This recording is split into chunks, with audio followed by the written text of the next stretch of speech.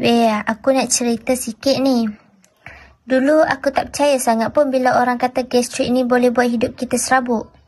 Tapi bila kena diri sendiri, ya Allah, tengah kerja pun perut perit.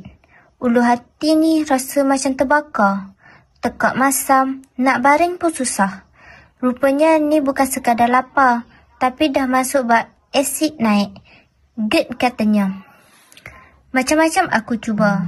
Sampai satu hari ada kawan aku ni kenalkan satu jus, iaitu jus kolik. Dia kata jus ni bukan ubat ya, tapi minuman herba. Bahan utama dia batang mimpi. Aku pun first time dengar.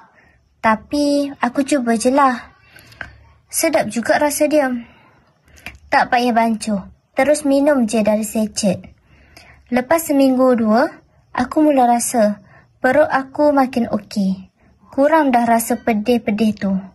Malam pun aku tidur lebih lena. Tak sangka tau, benda herba macam ni pun boleh bantu rasa lebih selesa. So, kalau korang selalu rasa tak sedap perut, pedih ulu hati, cubalah ikhtiar dengan cara semula jadi. Aku guna jus kolik je. Nak cuba juga?